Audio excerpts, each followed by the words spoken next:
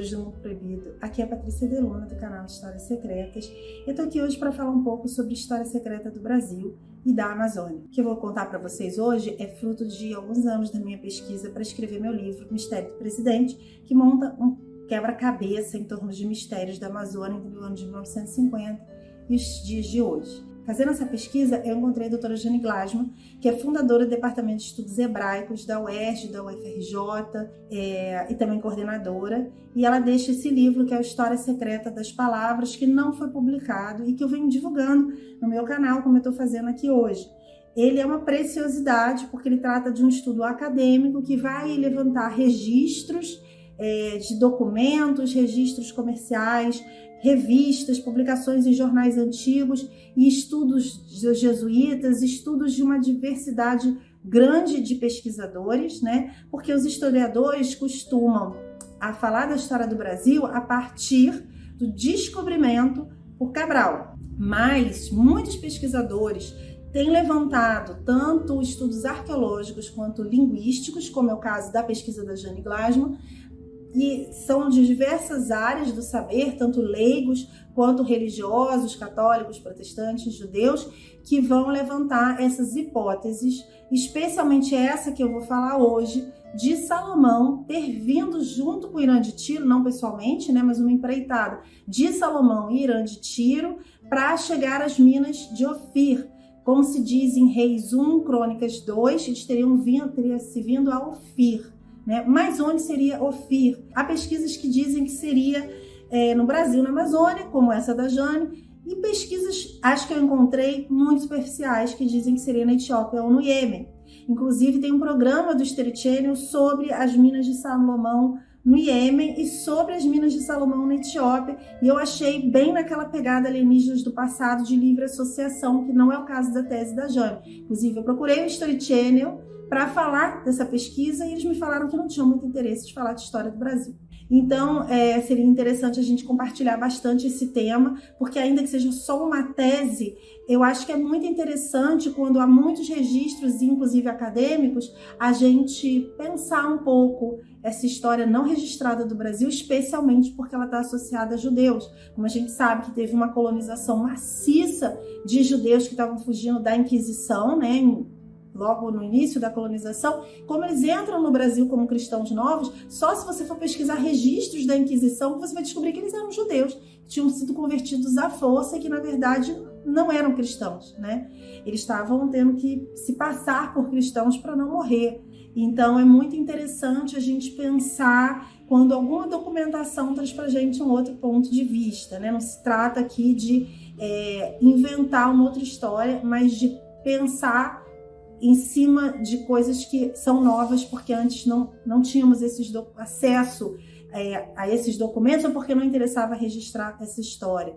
Então, gente, eu vou falar aqui alguns tópicos dessa pesquisa, e quem quiser aprofundar esse conhecimento, porque eu vou falar aqui um resumão, pode botar aí nos comentários. Olha, eu quero saber, quero que você faça um vídeo para o Mundo Proibido falando mais especificamente, detalhadamente desse tópico. Ou vocês podem também ir lá no Linktree/Patrícia Deluna, onde vocês podem se inscrever para o meu Clube do Livro. Eu vou mandar o PDF da pesquisa para quem quiser ler junto comigo. Né? Então vocês encontram isso tudo na bio, onde eu vou também botar a bibliografia citada na tese da Jane. Não toda, que é muito extensa, mas acho que eu vou mencionar aqui. Uma coisa que eu vou falar aqui quando eu falar dos jesuítas é que eles citam também a questão linguística de vocábulos em comum aos vocábulos hebraicos, e também uma relação entre o quichua e o hebraico, e mais ainda, tribos que foram encontradas pelos jesuítas com costumes e nomes judeus, nomes e costumes hebraicos, né? E a gente vai aprofundar, então eu vou falar isso daqui a pouco. Então, algumas coisas que eu acho bem interessantes que a gente vai falar nessa pesquisa é como os jesuítas encontraram, e eu vou mencionar alguns exemplos bem específicos que existem até hoje, como eles encontraram tribos que tinham nomes hebraicos, costumes hebraicos, como a circuncisão, e que alegavam ter herdado isso de seus antepassados. E também eles vão fazer, alguns jesuítas falam da relação entre o quichua e o hebraico, e há uma série de outras similaridades bem interessantes de serem pesquisadas. Por exemplo, a lenda das Amazônias tem muito a ver com lendas mesopotâmicas, né? Onde os protagonistas eram fenícios, hebreus, e uma série de outros dados que eu vou citar aqui. Então, o primeiro tópico que eu vou falar é um dos que mais me interessa, que é a etimologia do nome Brasil. Ela já foi associada ao comércio de pau-brasil, a uma ilha de Rai Brasil, né? E também ao nome, ao vocábulo Barzel. A parte que mais me encanta nessa história é uma parte do judaísmo místico, mas eu vou falar já já, que eu vou começar sobre a etimologia do nome Brasil do ponto de vista comercial e do ponto de vista literário. O nome Brasil é anterior a 1500. As raízes etimológicas de Brasil são controversas. De acordo com registros comerciais, desde 1151 o nome Brasil já existiria relacionado à mercadoria pau-brasil. Isso é segundo Muraut, 2006. Ele também descreve que Marco Polo, em 1260, quando fala da abundância de pau-brasil na ilha de Nicobar, a norte da Sumatra, ele também poderia estar falando do Brasil. Há uma ideia de que já havia negociação de pau-brasil vindo do Brasil antes de 1500, não oficialmente, quando o Brasil ainda não tinha sido descoberto oficialmente. Sendo que em 1375 o Papa já tinha sido informado de que um navegador português chegara a Brasil, mas que ainda não tinham dado o nome de Brasil. Chegou até a ter uma polêmica na imprensa internacional sobre o comércio antes do descobrimento. A revista inglesa Notes and Queries divulgou nas suas páginas uma polêmica sobre a origem do nome Brasil, numa nota intitulada Américas de Colombo, que foi publicada em janeiro de 1862 por um articulista da revista. Nela, o articulista Bolton Corney comentava provas ditas documentais sobre a existência do comércio de pau-brasil, Brazilian Wood, desde 1279 no Porto de Londres, e também da designização do nome O Brasil no mapa de 1436. Então agora eu vou falar da minha parte favorita, né? Os místicos lembram que a palavra Barzel pode ser entendida como mistérios do coração. Por quê? Porque as duas palavras mediais RZ formam a palavra raiz, que significa mistério, segredo, e LB forma leve, coração. Então seriam os segredos ou os mistérios do coração. BRZL também é um acróstico dos nomes das 4 esposas de Jacó. BRZL, Bilá, Raquel, Zilpá e Lia, ou Leia. Elas são as mães das 12 tribos de Israel. Isso também representa os 4 lados do tabernáculo, onde estava a Arca da Aliança, né? Onde as tribos acampavam ao seu redor, identificar a sua localização para que fosse identificada a sua localização no futuro. A gematria leve 32 representa os 32 caminhos da sabedoria do coração. 26, o número atômico do ferro, é igual ao valor numérico do tetagrama Yahvé. O pau-brasil também era chamado de pau-ferro. Na tradição judaica, o corpo de Adão era feito a partir da argila vermelha, que também continha ferro. Seu nome está ligado ao conceito de sangue, que contém ferro. Essa comparação foi feita pela primeira vez pelo rabino Isaac Bob da Fonseca, primeiro religioso de origem judaica a chegar no Brasil, aliás, na América, em 1642, durante a ocupação holandesa. Esse pequeno caminho pela mística hebraica, além de ilustrar, serve também como uma viagem através das lendas ou teses de origens judaicas dos indígenas, das navegações do rei Salomão ao Brasil, porque esses povos vão carregar relatos, que eu vou citar daqui a pouco, de uma ascendência judaica na época que os jesuítas chegam ao Brasil. Achando-se interessante? Coloca aí o que você gostaria de saber mais. Não deixa de ir lá no Linktree/Patrícia Deluna para vir ler a pesquisa no Clube de Livros Raros comigo e também se inscrever gratuitamente para ser informado da pré-venda do livro físico Mistério do Presidente. Os pesquisadores cogitam que se a origem dos índios não for autóctone, de que povos eles descenderiam? Dos mongóis? Dos atlantes? Né? A tese da Jane vai mergulhar sobre a possibilidade deles também descenderem dos hebreus. Desde o século XVI, muitos estudiosos vêm falando da possibilidade, né, dessa presença judaica na América, especialmente na Amazônia, desde os tempos bíblicos. As teorias que adotaram é a tese migratória, que vai negar exatamente essa ideia dos índios serem autóctones, quer dizer, terem surgido aqui no Brasil mesmo. O jesuíta Nicolás Detso foi enviado pelo rei da Espanha à América do Sul em 1587, a fim de converter os índios. Na Argentina, ele encontrou uma tribo que preservava alguns nomes hebraicos, como Moisés, Davi. Quando eles perguntaram se eles eram circuncisados, eles responderam que sim, assim como seus ancestrais. O problema é a data. E ainda por cima, eles encontram registros de facas de pedra usadas para circuncisão. Alguns metros adiante, eles encontraram uma pedra comprida com o desenho de um navio que continha o emblema da tribo Zebulun, com a palavra Tzípora, nome da esposa de Moisés, escrito sobre a pedra, e que significaria que eles aqui chegaram de barco, segundo os pesquisadores que analisaram essa pesquisa. Por quê? Porque eles conseguiram provar que o desenho teria 3.000 anos de idade. Salomão teria aproximadamente 3.000 anos. Por causa da data da pedra, a possibilidade de pertencer a algum marrano estaria totalmente descartada. Mas e com relação à Amazônia brasileira? E mais uma vez entram os jesuítas. Eu vou descartar falar do trabalho daqueles jesuítas que vão associar os índios aos judeus por puro preconceito. Eles juntam o preconceito que eles têm contra os índios com o preconceito que eles têm contra os judeus e dizem que só podem ser descendentes. Mas existem jesuítas que fizeram trabalhos mais interessantes, como Penaforte. Inclusive, o jesuíta Penaforte inspirou muito esse mistério do meu livro, né? Eu estudei bastante as pesquisas dele, as teses dele, para criar esse mistério, um mapa de mistérios da Amazônia. Então, o jesuíta Penaforte, ele vai trazer toda uma tese própria dele e das viagens dele. O que é interessante a gente pensar é que ele tem acesso a leituras que talvez hoje a gente já não tenha mais. A obra principal do Penaforte se chama Brasil Pré-Histórico, publicado em 1900 em Fortaleza, durante as comemorações do 4º centenário do descobrimento do Brasil. Na obra, ele tenta encontrar a chave para o problema das nossas origens a partir de um enfoque linguístico. No texto, Penaforte vai usar tábuas genealógicas de migração de povos após o dilúvio universal para destacar a posição central da Amazônia brasileira do ponto de vista dele.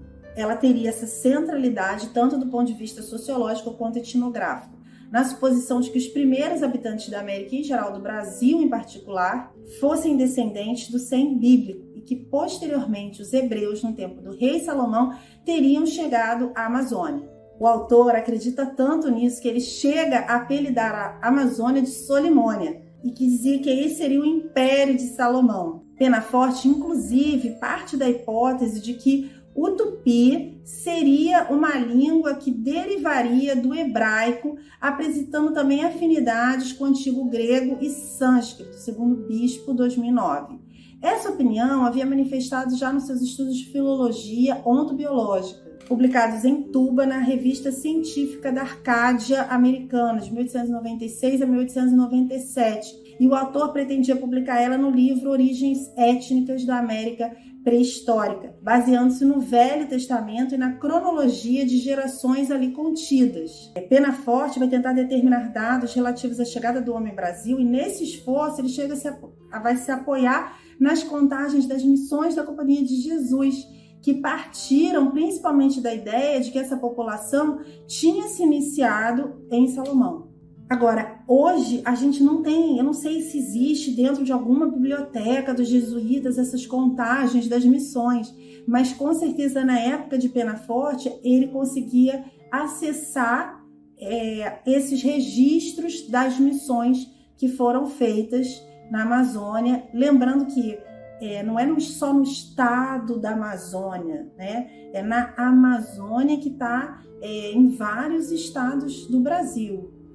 Quando o Penaforte vai se apoiar nas contagens das missões da Companhia de Jesus, ele parte da ideia de que essas populações indígenas tinham se iniciado ao redor do ano de 1700 após o dilúvio e 2000 anos antes de Cristo. O autor via como comprovado que o primeiro estabelecido no Brasil havia sido Ofir.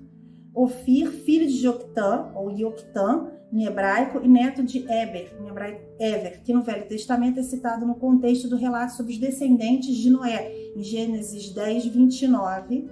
e em Crônicas 1:23, Ofir seria o 11º filho de Ioquitã, na 6ª geração após Noé, na linha de Sem, fundador da Índia, chamada de Terra de Ioquitã ou Ioquitânia. No livro de Jó, em 22, 24, 28 e 16, vai ser mencionada as pedras preciosas de Ofir, que Penaforte via como outro argumento para sua tese.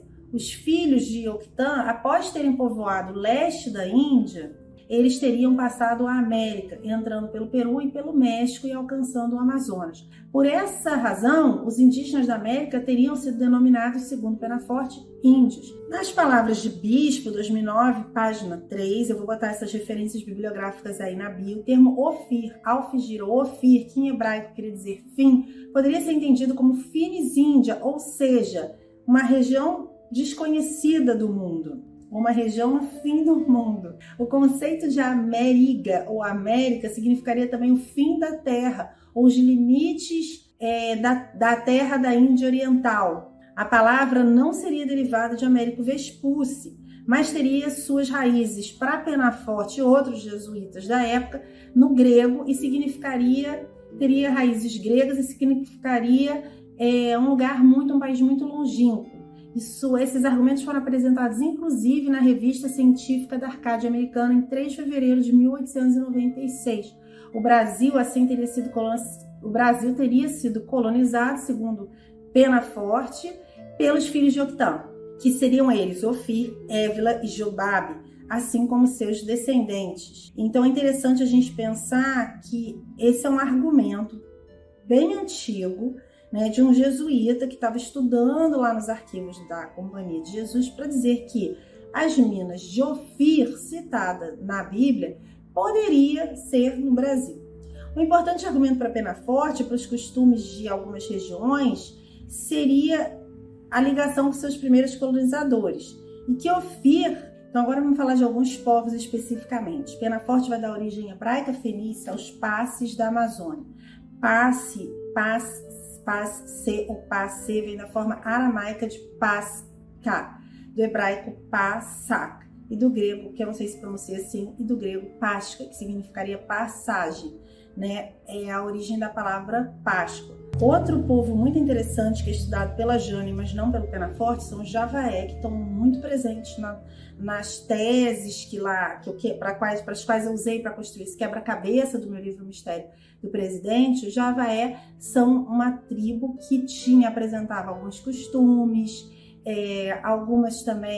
alguns índios, na época dos jesuítas, eram brancos, então eles tinham muita relação também, isso além do nome Javaé, com os hebreus. Terceiro tema que a gente vai abordar aqui é o do Eldorado, Dentre as lendas ligadas à Amazônia continental, o Eldorado de Manoa é uma das mais interessantes, mas muitas pessoas vão pensar no Eldorado, em diversos lugares, e claro que também no Brasil, mas foi Marcel Mé o primeiro a relacionar Manoa Eldorado, Manoa, as águas de Noé.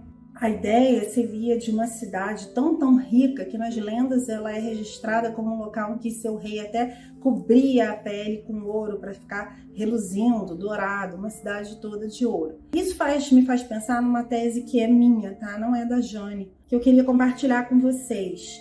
Eu tive muito tempo no sul da França pesquisando para o meu livro Saga de Bravos, e o que eu concluí lá, e eu até vou fechar esse resumo falando disso, é que havia uma ligação entre o Rabino Rashi e Conde Chantilly, que vai ser um templário também, mais tarde, e o Claraval. Inclusive, tem cartas entre o Claraval e o Conde Chantilly, que são registradas até hoje, e há uma ideia de que o Rabino Rashi vai ser um grande amigo de Bernard Claraval, um protegido de Conde Chantilly. E que o Rabino Rashi é quem teria dito para Bernard Claraval e para Rashi e para o Conde Chantilly que havia, nos escombros do Templo de Salomão, haveriam muitos segredos ali escondidos, Uma das teses, tá bem, gente, é que ele poderia dizer que ele poderia saber quais eram esses tesouros, ou só ter hipótese de quais eram esses tesouros. Por exemplo, até hoje existe a hipótese de que a Arca da Aliança pode estar ali debaixo da mesquita, que eles não podem escavar, né? Senão eles já teriam escavado, porque até hoje existe a ideia de que muita coisa pode estar ali, que o Santo dos Santos pode estar ali debaixo da terra, que a Arca da Aliança pode estar ali, que outras relíquias podem estar ali debaixo do Monte do Templo. Então o que acontece é que há a possibilidade deles terem chegado na Europa com esses mapas para irem ao Brasil, e que esses mapas foram guardados secretamente, porque não é uma empreitada fácil de se realizar, né? Para você simplesmente ter um mapa e vai, né? Então haveria toda uma construção para que fosse possível essa empreitada da vinda ao Brasil. Lembrando que os fenícios eram grandes navegadores, né? E que a descoberta do Brasil pode ser em 1500, mas já havia navegação para cá. Outra coisa é que o língua que está na nave de Cabral, ele vai escrever para o rei: chegamos no Brasil de acordo com mapas. E que em 1375 já se teria chegado aqui, mas isso poderia ser por acaso, né? E a gente também tem todo um conhecimento de que havia um financiamento dos templários em Portugal, da Ordem de Cristo, para se chegar ao Brasil, e a possibilidade de que tudo aquilo que eles levaram dos templários fugindo do resto da Europa e da França, eles teriam levado para a Ordem de Cristo. Então, e que a fundação de Portugal, eu tenho um vídeo sobre isso no meu canal explicando, Bernardo Claraval era primo do hospitalário que vai ser o primeiro rei ali de Porto Cali. Então existia todo um planejamento, e quem convoca também a Segunda Cruzada é Bernardo Claraval, quem já fazia sermões falando sobre a fundação dos Templários, antes de existir Templários, era Bernardo Claraval. Então eu tenho ideia de que quando a gente fala de mapas para a América, quando a gente fala de Minas de Ofir, na minha cabeça a associação dessa possibilidade. Será que as Minas de Ofir seriam nesse Eldorado? Ou será que Salomão, digamos que existisse, que os fenícios já tivessem como os vikings vindo até o Brasil, porque os vikings já tinham essa lenda de vir até um outro continente, eles já tinham chegado à América, eles chegaram a vir à América, há provas de que os vikings chegaram à América. Então, digamos que na época dos fenícios eles já havia essa lenda, eles já tivessem chegado aqui como os vikings, né? Mas se essa lenda das Minas de Ofir existia no mundo antigo, talvez essas minas estejam relacionadas a um Eldorado. Então, gente, no próximo vídeo aqui para o canal Mundo Proibido, eu vou falar para vocês exatamente disso, da possibilidade de Salomão no Brasil. Então, a gente vai ter as teses, por exemplo, John Freud Thoron, que vai fazer toda uma análise linguística sobre a presença de Salomão no Brasil. E a Jane, quando vai fazer a tese acadêmica dela, ela vai analisar muito com Freud Thoron. Então, gente, para terminar a ideia dos mistérios amazônicos, né? Uma outra coisa que não está na tese da Jane, mas que eu queria muito falar, é do documento de 1754, documento 512 da Biblioteca Nacional. Esse documento vai falar de uma cidade também, que um bandeirante teria avistado, uma cidade que estaria na Amazônia, no Maranhão. E quando o Coronel Fawcett se perde no Roncador, as pessoas, porque ele estava procurando essa cidade descrita nesse mapa, né? As pessoas começam a se perguntar se essa cidade seria o Eldorado, apesar de que a maioria das pessoas acha que essa é uma cidade em outra dimensão. Então eu queria falar para vocês porque a minha paixão e essa busca por esse tema durante anos. O meu avô, né, caiu de avião no Maranhão, na Amazônia, perto do Xingu, e durante algum tempo Chico Xavier disse que meu avô estava vivo, que ele tinha sobrevivido à queda. De fato, o único corpo que não encontraram foi o do meu avô.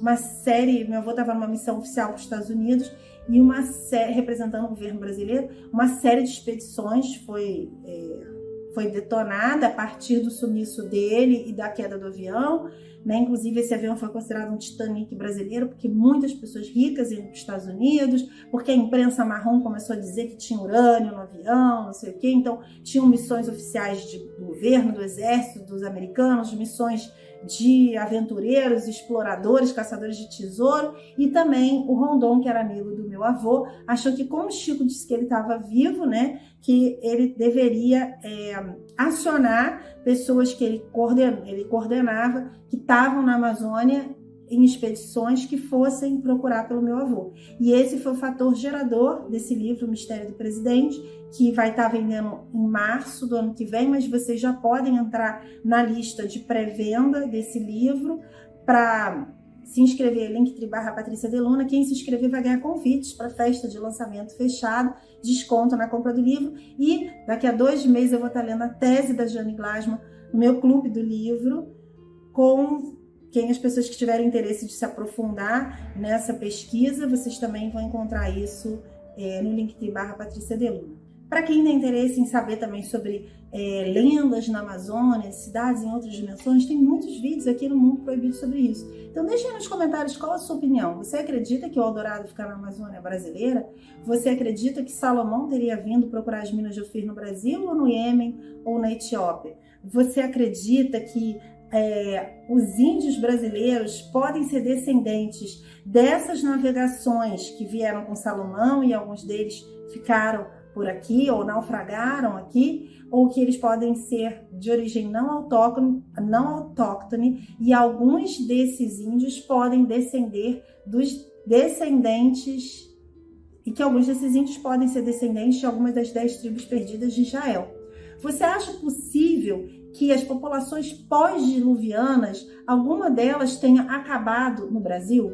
Uma coisa que a Jane Glasman fala, que eu acho muito interessante, é que quando Noé vai ser inspirado a construir a arca, provavelmente os seus contemporâneos navegavam. Porque uma das dificuldades de você inventar a roda, por exemplo, é que não tinha nada na natureza que tivesse roda. Então era muito difícil a inspiração da roda, porque era inventar algo que não estava na natureza. Então que provavelmente Noé foi inspirado porque ele já tinha contemporâneos dele que navegavam, o que justificaria que seus descendentes também fossem navegadores. Então você acha possível Ofir ter chegado ao Brasil? Lembrando que na Bíblia, você também pode acreditar na Bíblia como um texto histórico ou literário, se você não é uma pessoa religiosa, e que na Bíblia diz-se que Salomão foi até as minas de Ofir. Que se Ofir não for na Amazônia, Ofir é em algum local. E que como ele teve que navegar, não faria sentido ser em Israel, ser na Palestina. E ele teria que ir para essas minas em algum lugar. Então vocês acham que o mais provável é que as minas de Ofir sejam no Iêmen, na Etiópia? Coloque aí nos comentários para a gente conversar sobre isso. Até o nosso próximo encontro.